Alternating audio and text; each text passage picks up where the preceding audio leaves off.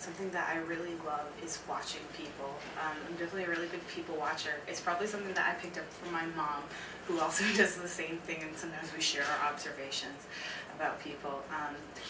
And something that's so interesting when I watch people is seeing nonverbal communication, the way that they speak to each other without really speaking to each other, without using words.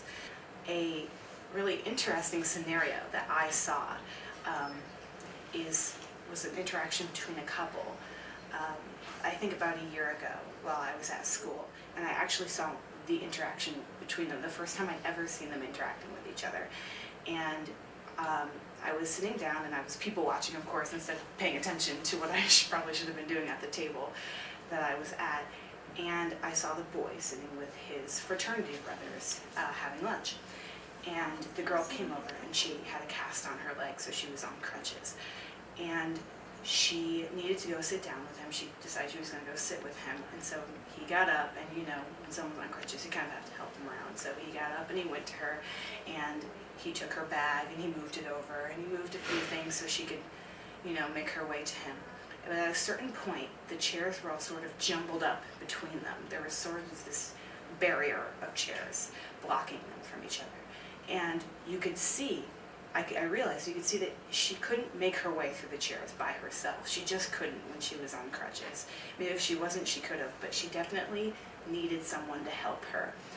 And so she looked up at him, and you could see in her eyes that she was asking him for help, but she just couldn't say it out loud because she was sort of telling him that she was helpless in front of all these people. She needed his help. And she looked at him with this expression, and he looked back at her, and for a second, it took him a second to figure it out, and then he understood. And then he started moving the chairs out of the way so she could come towards him. And I thought that was such an amazing interaction, because in that second, when all this happened in like less than a second, I understood what it was that they shared with each other. They were able to communicate without saying anything at all. And that's so powerful in a couple.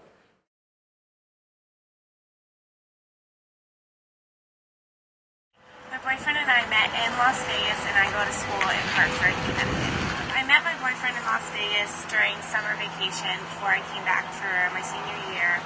I didn't think it was going to be anything serious, and then, you know, the last week or so summer, it turned out getting really serious, and coming back to school was probably the hardest thing I had to do.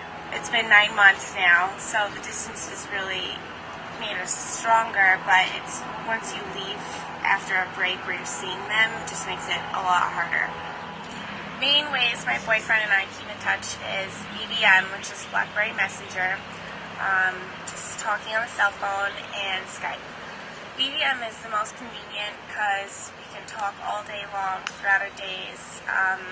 If we're busy, we can just send a quick little text, or if we have time to speak. But what I like about BBM the most is you can tell when your message is delivered or even when the person's read it. So if I send a text message to my boyfriend and it says R and he hasn't responded to me, that means that he read my message and didn't respond. So that's what you don't want to do to me. So I'll be like, why aren't you responding to me, or what are you doing?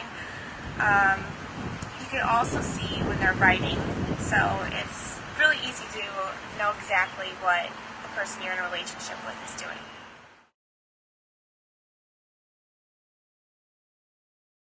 So you recently had a breakup. Yeah, a big breakup. You guys were together how long? 3 years and 2 months. Wow, that's a long time. Yep. What broke you up? Communication and lack of communication. How so? Because he was going through some stuff and was pulling away, no communication, isolating himself, and just... So did he not return phone calls, or didn't talk to you, or? None of the above. He didn't call, text, respond, anything. And that wasn't the way it was before. We used to talk, text, Skype, Uvo, all of the above, and it just stopped. What was the hardest part of those types of communication? Because those are kind of different, you know? I mean, a couple of years ago, people didn't have the ability to communicate like that. Did that make it harder or easier to stay in touch at the beginning? It made it a lot easier, especially when we went through the year apart. Not apart like breaking up. I mean, he's a year older than I am, so he left to go to college a lot sooner. So the texts and Skype and stuff like that helped our relationship to blossom, not like diminish while he was away. Mm-hmm. Okay, so then walk me through. So you got a lot closer. He was away. You guys have lived in different places for most of your relationship. No, not really. We were together. We're together from back home, which is in St. Thomas. And he moved away in 2008 to go to school. And that was the time when the internet was a big part of the relationship, like Skype and Messenger and stuff like that. But when I moved here to go to school, he goes to school about an hour away. So he would come up and visit. So it's not that much different. I mean, the internet still played a part, but it wasn't that different. It was okay. It was Like okay. You felt like you could understand what he was saying, and Yeah. you guys didn't run into any issues that were created from that type of. Not really, except for, Facebook. Everybody gets in trouble off of Facebook. I mean, the things you post, the things people respond to, how they respond to it. Yeah. That could get you in trouble. Did you have a conversation when you were going to break up? How did that happen? We did have a conversation, actually. I told him that I'm willing to be here to support him, but, I mean, I can't support him if I don't know what I'm supporting or he doesn't tell me anything. And he said, well, it's just some things that I have to figure out for myself right now. I said, I understand that, but at the same time, can you communicate just to let me know that you're okay? I'm not asking for you to pour out your heart and soul, but just some form of communication would be nice. And I still didn't get it, so I just gave him his space so he could figure it out on his own, which seems like what he wanted. So, Any advice for students about how to keep communication strong in a relationship? well, first you have to know your partner and know what they're about, because if they're not a big talker or whatever, you constantly trying to ask questions may annoy them. So you have to figure out what they like and the type of person that they are before you start any, immediate or consistent way of communicating.